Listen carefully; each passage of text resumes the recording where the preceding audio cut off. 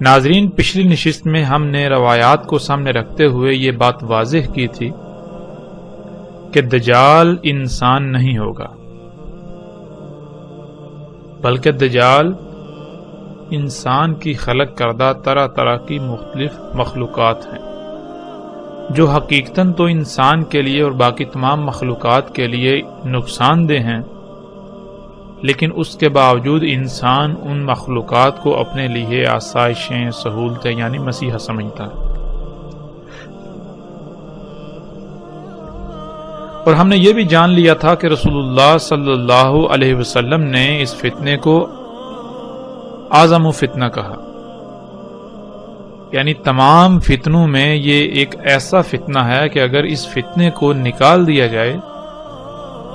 تو پیچھے جتنے بھی فتنے ہیں ان کی اہمیت و حیثیت بالکل ایسی رہ جائے گی جیسے کہ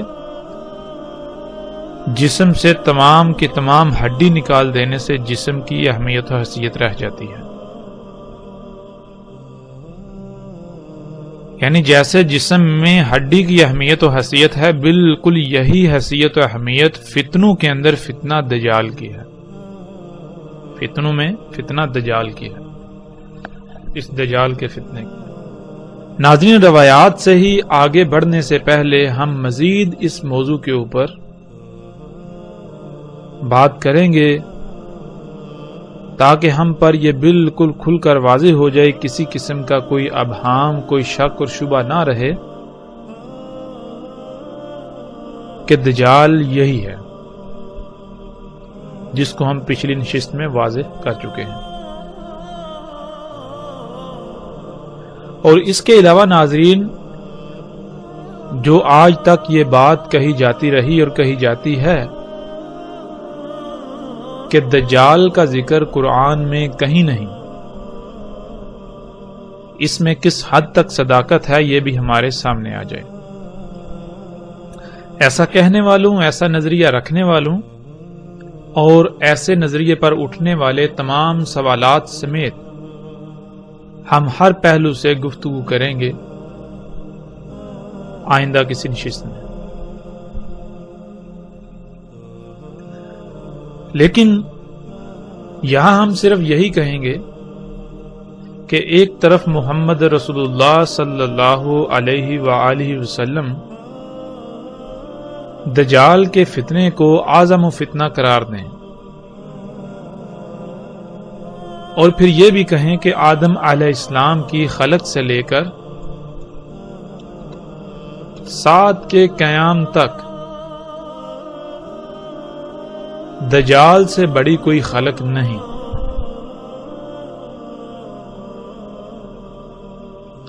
جیسا کہ ہم اس روایت میں دیکھ سکتے ہیں، رسول اللہ صلی اللہ علیہ وآلہ وسلم نے کہا، آدم علیہ السلام کی خلق سے لے کر سات کے قائم ہونے تک دجال سے بڑی کوئی خلق نہیں۔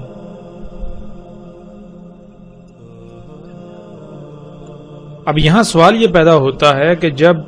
آدم علیہ السلام کی خلق سے لے کر سات کے قیام تک دجال سے بڑی کوئی خلق نہیں، اور فتنوں میں دجال کا فتنہ وہ اہمیت و حیثیت رکھتا ہے جو اہمیت و حیثیت جسم کے اندر ہڈی کی ہوتی ہے، تو پھر یہ کیسے مان لیا جائے کہ اللہ سبحانہ و تعالی نے قرآن میں اس فتنے کا ذکر نہیں کیا؟ ہمیں یہ کہنے، ہمیں ایسا نظریہ رکھنے سے پہلے کئی بار سوچنا اور غور و فکر کرنا چاہیے تھا، جو کہ ہم نے نہیں کیا۔ تو ناظرین، اس نشست کا موضوع اور مقصد یہی ہے کہ ہم قرآن میں دیکھیں کیا آیا جو ہم نے بات کی، جو آج تک نظریہ پایا جاتا رہا کہ قرآن میں اللہ سبحانہ و تعالی نے دجال کے فتنے کا ذکر نہیں کیا، کیا یہ سچ ہے، اس میں حقیقت ہے؟ یا پھر ہمارے سمجھنے میں فرق ہے کہ اللہ سبحانہ و تعالیٰ نے قرآن میں دجال کے فتنے کا ذکر تو کیا، لیکن ہم اسے پہچان نہ پائے، ہم اسے جان نہ پائے، کیونکہ ہم نے غور و فکر نہیں کیا۔ تو اس موضوع پر آگے بڑھنے سے پہلے ہم اس روایت کو سامنے رکھتے ہیں جس کی روشنی میں ہم آگے بڑھیں گے۔ رسول اللہ صلی اللہ علیہ وسلم نے کہا، نہیں ہے کوئی بھی نبی مگر تحقیق کہ یعنی یہ ہو چکا، یہ ثابت شدہ ہے کہ ڈرایا اس نے اپنی امت کو موجودہ خطرے سے، موجود خطرے سے، یعنی اس دجال سے، اور اس میں کچھ شک نہیں میں بھی تمہیں بالکل اسی طرح اس موجود خطرے سے ڈراتا ہوں۔ ناظرین، اس روایت میں جو الفاظ استعمال ہوئے ہیں ان میں ایک لفظ ہے ہزارہ۔ یہ لفظ انتہائی اہمیت کا حامل ہے۔ جب تک ہم اس لفظ کو سمجھیں گے نہیں، اس لفظ پر غور نہیں کریں گے تو ہم حقیقت کو نہیں پا سکیں گے۔ حقیقت کو جاننے کے لیے اس موضوع کی حساسیت کو سامنے رکھتے ہوئے ہمیں اس لفظ میں غور کرنا ضروری ہے۔ اس لفظ میں غور کرنے سے پہلے ایک اور روایت ہے، ہم اس کو بھی سامنے رکھتے ہیں، اس کے بعد انشاءاللہ اللہ کے فضل سے ہم اس لفظ کی طرف آئیں گے۔ رسول اللہ صلی اللہ علیہ وسلم نے کہا، نہیں بعث کیا اللہ نے کوئی نبی مگر اس نے ڈرایا اپنی امت کو دجال سے۔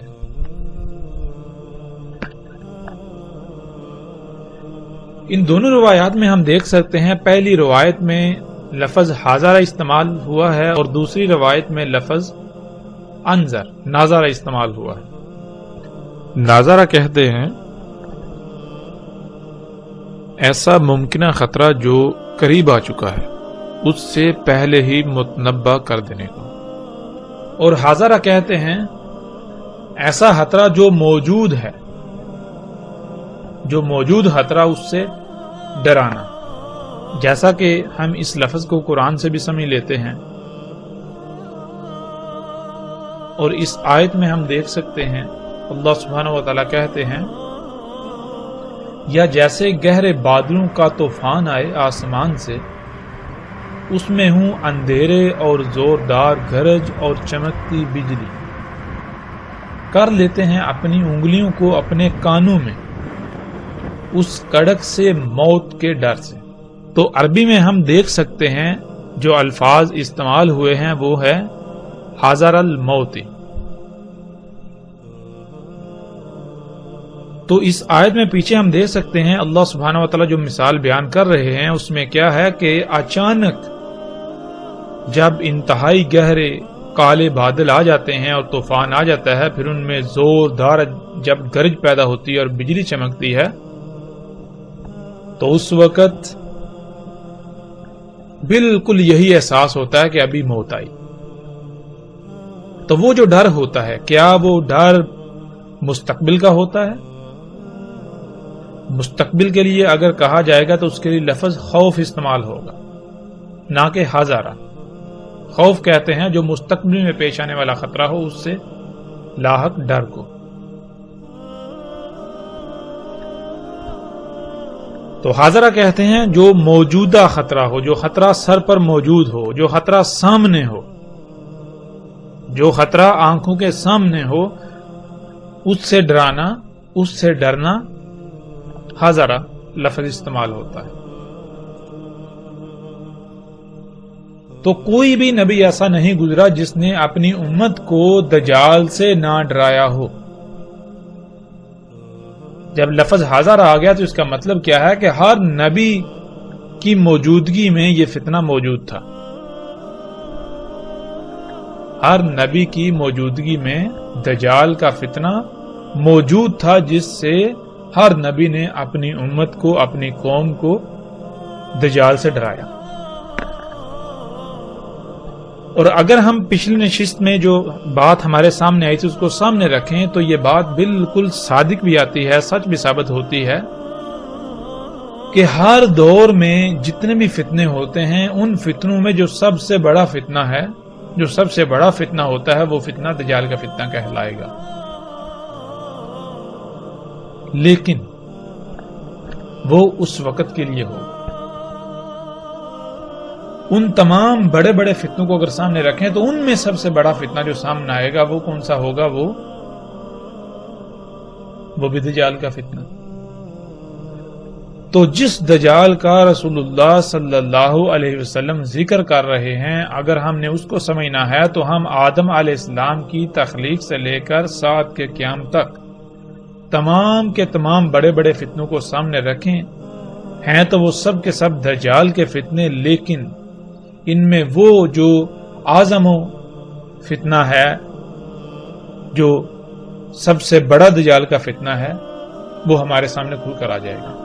تو ناظرین، اب ہم نے قرآن سے یہ دیکھنا ہے کہ اللہ سبحانہ و تعالی نے جتنے بھی نبی بھیجے انہوں نے کیا دعوت دی اور کس شے سے اپنی قوم کو، اپنی امت کو ڈرایا۔ اور پھر ہم یہ بھی دیکھیں گے کہ محمد رسول اللہ صلی اللہ علیہ وسلم نے کس سے ڈرایا۔ جب ان سب نبیوں کے ڈرانے میں جو کامن، جو مشترک شے ہے وہ سامنے آ گئی تو اس کا مطلب ہے وہی دجال کا فتنہ ہے۔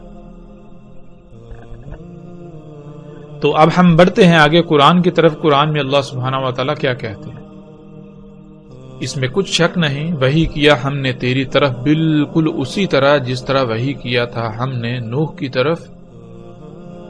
اور اس کے بعد جتنے بھی نبی ہیں ان کی طرف۔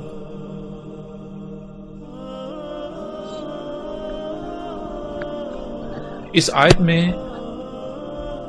اللہ سبحانہ و تعالیٰ نے بالکل واضح کر دیا کہ جس طرح وحی نوح علیہ السلام اور ان کے بعد جتنے بھی نبی ہیں ان کی طرف کی گئی، بالکل اسی طرح تیری طرف وحی کی جا رہی ہے۔ تو پھر یہ کھل کر واضح ہو جائے گا کہ جو وحی نوح علیہ السلام اور ان کے بعد جتنے بھی نبی ہیں ان کی طرف کی گئی اور وہی محمد رسول اللہ صلی اللہ علیہ وسلم کی طرف کی گئی، اور اگر وہ وحی امت کو ڈرانا تھا، یعنی کہ ممکنہ پیش آنے والے خطرے سے پہلے ہی متنبع کر دینا تھا، تو وہ جو خطرہ ہے، وہ جو ممکنہ پیش آنے والا خطرہ ہے، وہی دجال کا فتنہ ہے، جس کے بارے میں رسول اللہ صلی اللہ علیہ وسلم نے کہا کہ کوئی نبی بھی ایسا نہیں، کوئی نبی نہیں ہوا مگر ہر نبی نے اپنی امت کو، اپنی قوم کو دجال کے فتنے سے نہ ڈرایا ہو، یعنی کہ ہر نبی نے اپنی قوم کو، اپنی امت کو دجال کے فتنے سے متنبع کر دیا۔ اور پھر میں بھی تمہیں بالکل اسی طرح اس پیش آنے والے ممکنہ خطرے سے متنبع کیے دیتا ہوں۔ اب ہم نے یہ دیکھنا ہے کہ اللہ سبحانہ و تعالیٰ قرآن میں اس وحی کا کس طرح ذکر کرتے ہیں، وہ کون سی وحی ہے کہ جو جس طرح نوح علیہ السلام کی طرف کی گئی اور بالکل وہی وحی نوح علیہ السلام کے بعد تمام انبیاء کی طرف کی گئی۔ تو اللہ سبحانہ و تعالیٰ اس آیت میں کہتے ہیں، اس میں کچھ شک نہیں، ہم نے بھیجا تجھے حق کے ساتھ بشارت دینے والا اور پیش آنے والے ممکنہ خطرے سے پہلے ہی متنبع کر دینے والا۔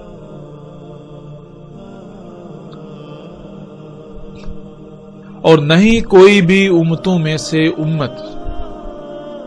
مگر گزر چکا ان تمام کی تمام امتوں میں پیش آنے والے ممکنہ خطرے سے متنبع کر دینے والا۔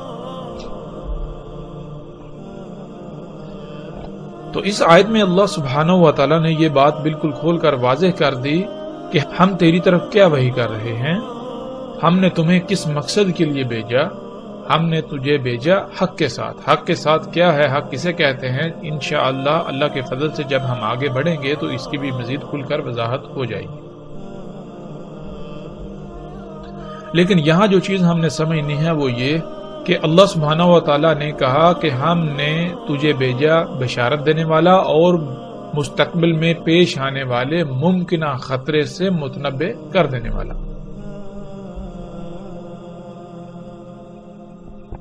اور کون سا پیش آنے والا ممکنہ خطرہ؟ جو انسانوں کے اپنے ہی اعمال کے سبب قریب آ چکا ہے، جو انسانوں کے اپنے کیے ہوئے اعمال کا رد عمل ہے. اور پھر اللہ سبحانہ وتعالیٰ کہہ رہے ہیں کہ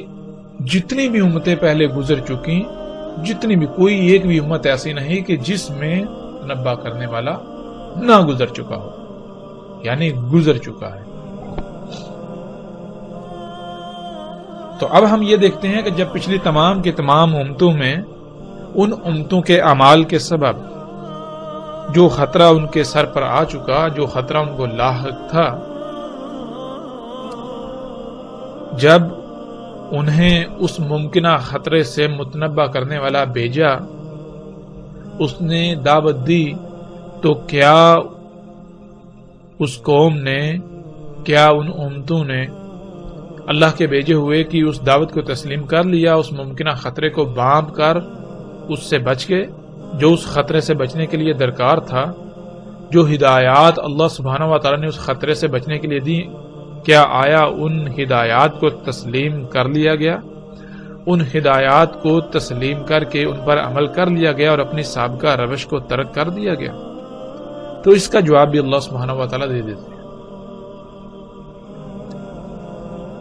اور اگر تیری تکذیب کی جائے گی، یعنی اگر یہ تجھے جھٹلا دیں گے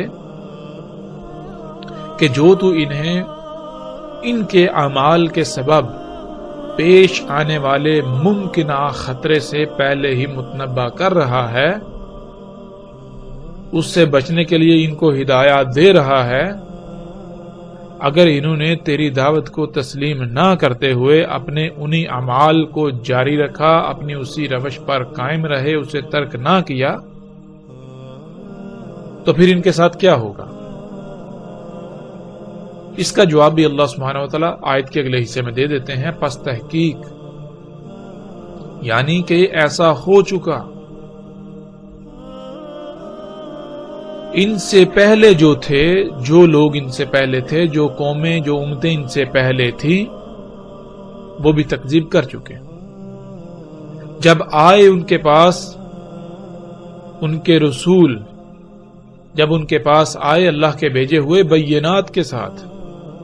بینات کہتے ہیں سب کچھ ہر لحاظ سے کھول کھول کر رکھ دینے والے،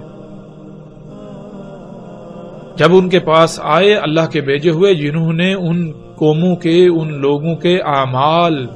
کو کھول کھول کر رکھ دیا کہ جو کچھ تم کر رہے ہو یہ کیا ہے، ان کے نتائج کیا نکلنے والے ہیں، یہ تمہارے جو اعمال ہیں ان اعمال کے نتائج کیا نکلنے والے ہیں، ان اعمال کا رد عمل کیا ہے، وہ کتنا دور ہے. جب انہوں نے سب کچھ کھول کھول کر رکھ دیا کہ جس کو تم اصلاح کہہ رہے ہو، جس کو تم اپنے لیے آسانیاں، فائدے، آسائشیں کہہ رہے ہو، یہ اصلاح نہیں ہے، یہ آسانیاں، فائدے نہیں ہیں، یہ فساد ہے، یہ تمہارے لیے تباہی ہے. تمہارے ان اعمال کے سبب ایک بہت بڑا خطرہ جو تمہارے سر پر منڈلا رہا ہے، اگر تم نے اپنے انہی اعمال کو جاری رکھا تو وہ تمہیں آ لے گا. تو انہوں نے کیا کیا؟ انہوں نے ان کی اس دعوت کو تسلیم کرنے سے انکار کر دیا اور اپنی اسی روش کو برقرار رکھا. اور وہ آئے زبر کے ساتھ اور کتاب المنیر کے ساتھ. زبر کسے کہتے ہیں؟ زبر کہتے ہیں ٹکڑوں کو. جو اللہ کے بھیجے ہوئے تھے وہ کیا کرتے تھے کہ وہ اس وقت جو کچھ ہو رہا تھا، جو تباہیاں مچائی ہوئی تھی، جو فساد انسان کر رہے تھے، جو اعمال کر رہے تھے، ان کو کھول کھول کر رکھ دینے کے لیے وہ کچھ نہ کچھ لکھ کر سامنے لے آتے تھے، وہ ٹکڑوں کی صورت میں سامنے لاتے رہتے تھے. اور کتاب المنیر، اور وہ جو ان کے ٹکڑے تھے وہ کیا تھے؟ وہ کتاب منیر تھی. وہ ایسی کتاب، وہ ایسا کتب ہوا تھا جو بالکل روشن کر دینے والا تھا، سب کچھ واضح کر دینے والا تھا۔ تو اب یہاں یہ سوال پیدا ہوتا ہے کہ کیا ان قوموں نے، ان امتوں نے اللہ کے بھیجے ہوں کی دعوت کو تسلیم کر لیا، مان لیا، اور اپنے ان اعمال کو ترک کر دیا جن اعمال کے سبب ایک خطرہ جو ہے پیش آنے والا، ممکنہ خطرہ جو ان کے سر پر آ چکا ہوا تھا، جس سے انہیں متنبہ کیا جا رہا تھا۔ تو اس کا جواب بھی اللہ سبحانہ و تعالیٰ نے اسی آیت میں دے دیا۔ اللہ سبحانہ و تعالیٰ نے پہلے ہی کہہ دیا کہ اگر یہ تیری تکذیب کریں گے، یہ تیری دعوت کو تسلیم نہیں کریں گے، جو تو انہیں کہہ رہا ہے یہ نہیں مانیں گے، یہ کہیں گے کہ ہم فساد میں اصلاح ہی کر رہے ہیں، ہم جو کچھ کریں یہ آسانیاں، سہولتیں، فائدے ہیں، یہ کوئی خطرہ ان سے نہیں ہے ہمیں، تو پھر ایسا ان سے پہلے ہو چکا، ان سے پہلے جو قومیں تھیں، ان سے پہلے جو امتیں تھیں جن میں مستقبل میں پیش آنے والے ممکنہ خطرے سے متنبہ کرنے والے تھے، وہ گزر چکے، تو وہ بھی ایسا کر چکے، وہ تکذیب کر چکے۔ جب وہ تکذیب کر چکے، انہوں نے اللہ کے بھیجے ہوں کی دعوت کو تسلیم نہ کیا، اپنے اعمال کو ترک نہ کیا، تو کیا پھر ان کے اعمال کے سبب جو ان کے اعمال کا رد عمل تھا، ان کے اعمال کا رد عمل کا جو پیش آنے والا ممکنہ خطرہ تھا، کیا اس نے انہیں آ لیا؟ تو اس کا جواب بھی اللہ سبحانہ و تعالیٰ آگے کھل کر دے دیتے ہیں۔ اللہ سبحانہ و تعالیٰ کہتے ہیں پھر آ پکڑا ان کو جنہوں نے کفر کیا، یعنی کہ جن لوگوں نے تکذیب کی، جن قوموں نے تکذیب کی، پھر ان کی تکذیب کا نتیجہ بھی انہوں نے دیکھ لیا۔ ان کے اعمال کے سبب پیش آنے والے ممکنہ خطرے سے متنبہ کیا جا رہا تھا، جب وہ متنبہ نہ ہوئے، جب انہوں نے اس دعوت کو تسلیم نہ کیا، تکذیب ہی کی، تو پھر کیا ہوا؟ پھر اس پیش آنے والے ممکنہ خطرے نے انہیں آ پکڑا لی۔ پھر اس آیت میں آگے اللہ سبحانہ وتعالیٰ کہتے ہیں پس کیسا تھا ان کی اس تکذیب کے سبب ان کا پکڑا جانا، ان پر جو پکڑ آئی وہ کیسی تھی؟ تو یہاں تک یہ بات کھل کر واضح ہو جاتی ہے کہ اللہ سبحانہ وتعالیٰ نے جتنے بھی نبی و رسول بھیجے، ان تمام کے تمام نے ان قوموں، ان امتوں کے اپنے ہی کیے ہوئے اعمال، اپنے ہوئی ہاتھوں سے کیے ہوئے اعمال کے سبب جو ان اعمال کا رد عمل تھا، وہ رد عمل ایک بہت بڑا خطرہ تھا ان قوموں کے لیے، جس سے انہیں پہلے ہی متنبہ کیا گیا کہ اے لوگو، اے قوموں، جو کچھ تم کر رہے ہو، یہ اعمال، ان کا انجام کیا ہے، ان کا نتیجہ کیا ہے؟ ان کا نتیجہ یہ ہے کہ جو کچھ تم کر رہے ہو، ان اعمال کے سبب ایک بہت بڑی تباہی تمہارے سر پر مسلط ہوگی، ایک بہت بڑی تباہی تم پر مسلط ہوگی۔ تمہارے لیے بہتر یہ ہے کہ تم ان اعمال کو ترک کر دو، ورنہ پھر تم اس تباہی کا شکار ہو جاؤ گے۔ یہی وہ دجال کا فتنہ تھا جس کا وہ شکار ہو گئے۔ اور پھر اللہ سبحانہ و تعالیٰ نے پیچھے جو آیات گزری ان میں بالکل واضح کر دیا کہ اور اگر یہ تیری تکذیب کریں گے، اور قرآن کا اسلوب ایسا ہے کہ اللہ سبحانہ و تعالیٰ گویا کہ یہ کہہ رہے ہیں کہ یہ تیری تکذیب کریں گے، یہ بھی تیری اسی طرح تکذیب کریں گے جیسے تو اس سے پہلے رسولوں کی ہو چکی، جیسے اس سے پہلے امتیں تکذیب کر چکی، بالکل اسی طرح یہ امت بھی، یہ قوم بھی تکذیب کرے گی، یہ اس دعوت کو تسلیم نہیں کرے گی، یہ اپنی اسی روش کو جاری رکھے گی۔ پھر جب یہ اپنی ان اعمال کو جاری رکھے گی، اپنی اسی روش پر قائم رہے گی، تو ان کے اعمال کے سبب وہ ممکنہ خطرہ جس سے انہیں متنبہ کیا جا رہا ہے وہ ان پر آ پڑے گا۔ پھر آگے اللہ سبحانہ و تعالیٰ کہتے ہیں اور نہیں بھیجا ہم نے تجھ سے پہلے رسولوں میں سے کوئی بھی رسول مگر اس کی طرف ہم نے یہی وحی کیا کہ اس میں کچھ شک نہیں، کوئی بھی ایسی ذات نہیں کہ جس کی غلامی کی جائے، جس کی بات مانی جائے، مگر سوائے میرے، بس میری ہی غلامی کرو۔ بس صرف اور صرف میری ہی بات مانی۔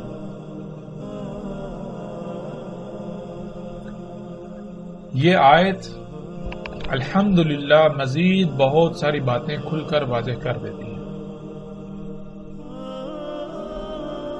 وہ کون سے اعمال تھے جن اعمال کے سبب